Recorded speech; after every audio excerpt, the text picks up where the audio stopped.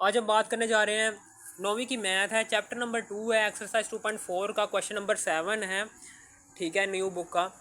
अब हमें पता है कि यहाँ पर वो बता रहा है कि Abdullah invested ₹1,00,000 in a saving scheme. वो कह रहा है कि एक सेविंग स्कीम है, पैसे जमा करने वाली, पैसों को सेव करने वाली, पैसों को महफूज करने वाली ये एक स्कीम है। उसमें अब्दुल्ला ने 1,00,000 रुपए जमा करवा दिए and gains interest at the rate of 5% per annum. और वो जो सी स्कीम है वो इंटरेस्ट देती है, सूद देती है 5% पर एनम के हिसाब से।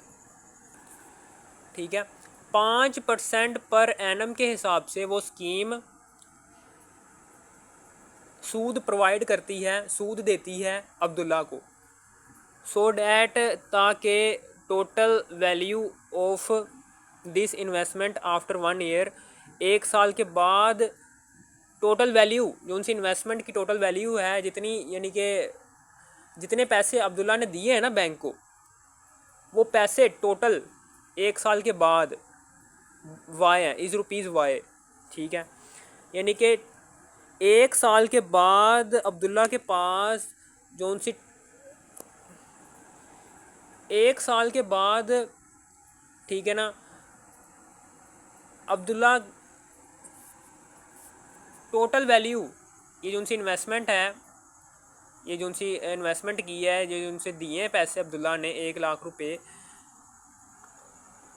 इस इन्वेस्टमेंट की टोटल वैल्यू 1 साल के बाद वो हो जाएगी रुपीज़ वाई।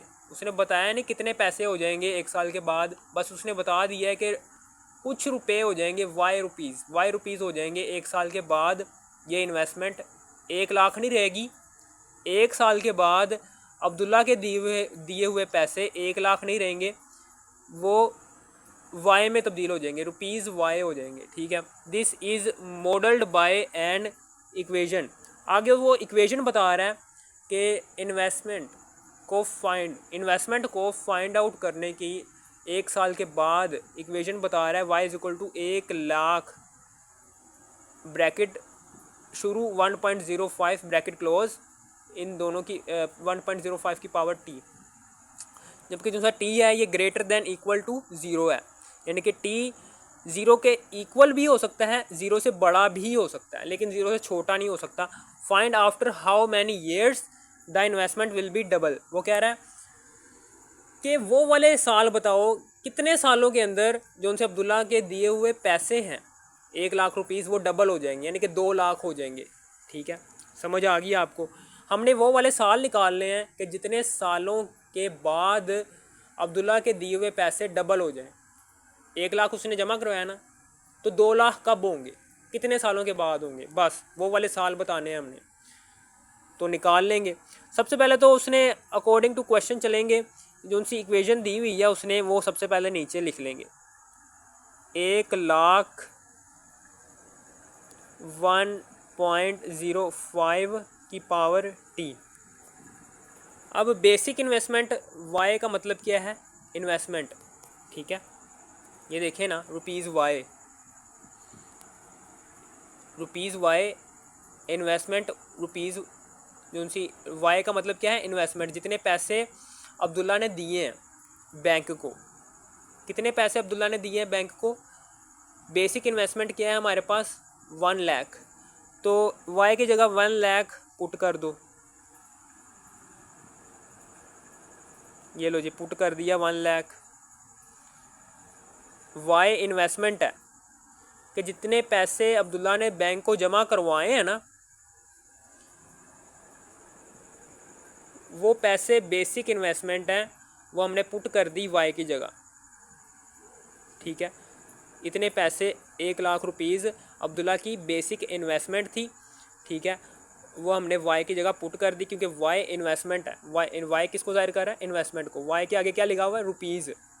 ठीक है, और रुपीज़ 1,00,000 के आगे भी लिखा हुआ है, और ये इन्वेस्टमेंट को जाहिर कर रहा है, रुपीज़ इन्वेस्टमेंट को जाहिर कर रहा है। ठीक है, इन्वेस्टमेंट की है 1,00,000 रुपीज़ की, और 1,00,000 और वाई रुपीज़ 1 साल के बाद बनेंगे। ठीक है, समझ आ गई। बेसिक इन्वेस्टमेंट हमने पुट कर दी 1,00,000। अब अकॉर्डिंग टू गिवन कंडीशन लिख लेना है, अकॉर्डिंग टू गिवन कंडीशन के कितने सालों के बाद ये इन्वेस्टमेंट जो उनकी बेसिक इन्वेस्टमेंट है वो डबल हो जाएगी। ठीक है, तो हम क्या करेंगे, यहाँ पर अकॉर्डिंग टू गिवन कंडीशन लगाएंगे। अकॉर्डिंग टू गिवन कंडीशन लिखेंगे कि अकॉर्डिंग टू गिवन कंडीशन जो उनकी बेसिक इन्वेस्टमेंट है वो डबल कितने सालों के बाद होती है। तो बेसिक इन्वेस्टमेंट हमारे पास 1,00,000 है, तो इस 1,00,000 को 2 से मल्टीप्लाई कर दो तो ये डबल हो जाएगी। ठीक है, समझ आ गई। हमने सवाल के अकॉर्डिंग चले हैं ना। ये देखिए, how many years the investment will be double, कितने सालों के बाद इन्वेस्टमेंट डबल होगी। तो बेसिक इन्वेस्टमेंट को डबल कैसे बनाएंगे, 2 से मल्टीप्लाई करवा कर। ठीक है, तो ये बेसिक इन्वेस्टमेंट डबल हो गई। ठीक है, 1,00,000 1.05 की पावर टी। ठीक है, अब हम यह 2 को मल्टीप्लाई कर देंगे 1,00,000 से तो आ जाएगा 2,00,000। 1,00,000 हम क्या करेंगे, 1,00,000। ठीक है, 1 मिनट जरा देख लें। अब 2 मल्टीप्लाई बाय कितने ज़ीरो आ रहे हैं, इस साइंटिफिक नोटेशन में कैसे कन्वर्ट करेंगे। पॉइंट को पहले नंबर के बाद ले आएंगे। 1 2 3 4 5 5 डिजिट पार करके गया तो 10 की पावर में 5 आ जाएगा। और चूँकि ये वैल्यू जिसको हम साइंटिफिक नोटेशन में कन्वर्ट करना चाहते हैं ये 1 से बड़ी है तो 10 की पावर का साइन प्लस में रहेगा। इसी तरीके से ये है, तो यहाँ पर 10 की पावर क्या लगाएंगे, 1 2 3 4 5 लगा देंगे। ठीक है, और 1.05 टी। अब taking log on both sides, क्योंकि हमने टी फाइंड करना है तो टी को हमने नीचे लेकर आना है। ठीक है, नीचे कैसे आएगा, जब हम लॉग लेंगे तो लॉग की ये खासियत होती है, ये पावर को नीचे ले आती है। ठीक है, तो taking log on both sides, log ले लिया दोनों तरफ, 2 मल्टीप्लाई बाय 10 की पावर 5, फिर लॉग लिया 10 की पावर 5 1.05 टी। ठीक है, अब लॉग के साथ जो नंबर लिखा हुआ है वो आपस में मल्टीप्लाई हो रहा है। तो मल्टीप्लिकेशन रूल के मुताबिक हमने इन 2 वैल्यूज़ को सबसे पहले इन 2 वैल्यूज़ के साथ लॉग लिख लेना है। ठीक है, अब चूँकि ये 2 वैल्यूज़ आपस में मल्टीप्लाई हो रही हैं लॉग के साथ मौजूद जो 2 वैल्यूज़ हैं ये आपस में मल्टीप्लाई हो रही है। जब हमने मल्टीप्लिकेशन रूल पढ़ा था तो हमें पता था कि जब हम मल्टीप्लिकेशन रूल लगाते हैं तो उन 2 वैल्यूज़ के साथ लॉग लगाते हैं और लॉग के दरमियान जो सा साइन आता है वो प्लस का आता है।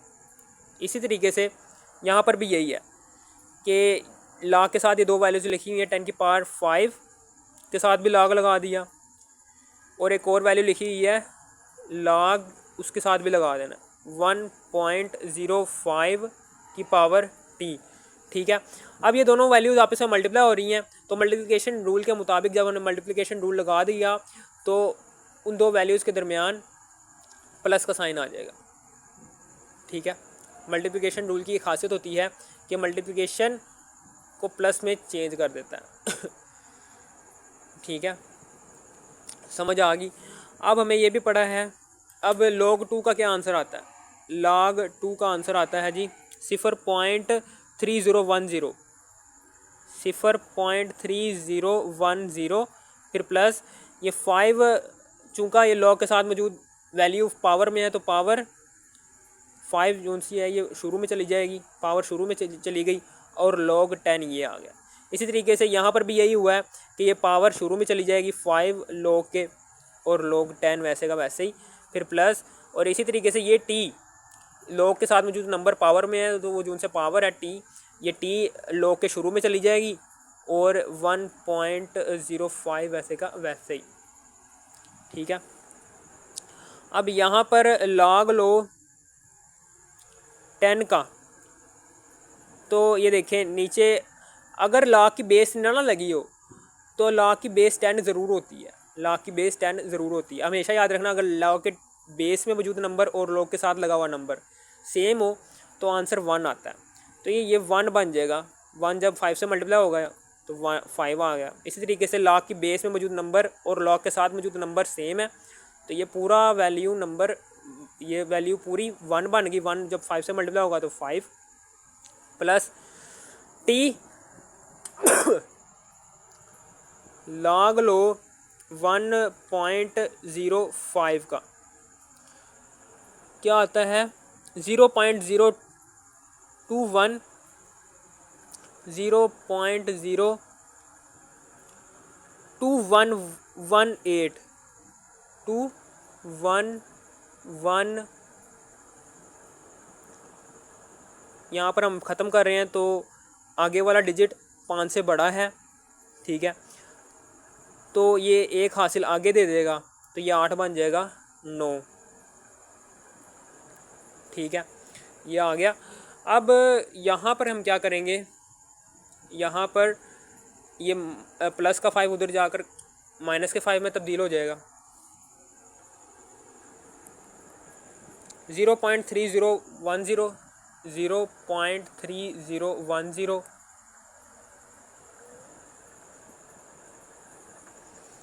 3010 प्लस 5 और बराबर के दूसरी मौजूद जो सा 5 है वो बराबर के पहली तरफ जाने के बाद माइनस के 5 में कन्वर्ट हो जाएगा, इज इक्वल टू टी 0.02119 ठीक है। ये माइनस का 5 प्लस 5 से कैंसिल हो गया। अब ये जो सी ये वैल्यू है ये टी से मल्टीप्लाई हो रही है, उधर जाकर डिवाइड हो जाएगी। 0.3010 divided by 0.02119 is equal to T. अब टी की वैल्यू निकाल लो यहाँ से, वो आती है 0.3010 डिवाइडेड बाय 0.02119 14.20 क्या आता है 14.20 आ रही है वैल्यू। तो चूँकि हमें टाइम जो सा होता है, हम साल, टाइम किसको ज़ाहिर कर रहा है, साल को ज़ाहिर कर रहा है ना टाइम, ये सवाल के अंदर साल को ज़ाहिर कर रहा है टाइम, तो साल पॉइंट के अंदर नहीं आते, तो पॉइंट को हम नेगलेक्ट कर लेंगे। पॉइंट के बाद में जो सी वैल्यूज़ होंगी उसको हम नेगलेक्ट करके पॉइंट के पहले वाली वैल्यू को लिख देंगे। t इज इक्वल टू 14 आ गया, ये हमारे पास आंसर है, ठीक है। अगर आपने एक्सरसाइज 2.4 के बाकी पार्ट्स देखने हैं तो आपने इसी वीडियो के यानी कि 14 सालों के बाद अब्दुल्ला ने जो उनसे बैंक के अंदर पैसे दिए हैं ना 1 लाख, ठीक है, वो 14 सालों के बाद जाकर 2 लाख में कन्वर्ट होंगे और अब्दुल्ला को मिलेंगे, ठीक है। अगर आपको एक्सरसाइज 2.4 के बाकी पार्ट्स देखने तो आपने इसी वीडियो के टाइटल पर क्लिक करना है। इसी वीडियो के टाइटल पर क्लिक करने के बाद इसी वीडियो के डिस्क्रिप्शन में जाने के बाद एक्सरसाइज 2.4 के बाकी पार्ट्स भी देख लेना है। अगर आपको इस वीडियो की ज़रा सी भी थोड़ी सी भी समझ आ गई इस वीडियो को तो लाइक और सब्सक्राइब और शेयर भी कर देना। Thanks for watching me.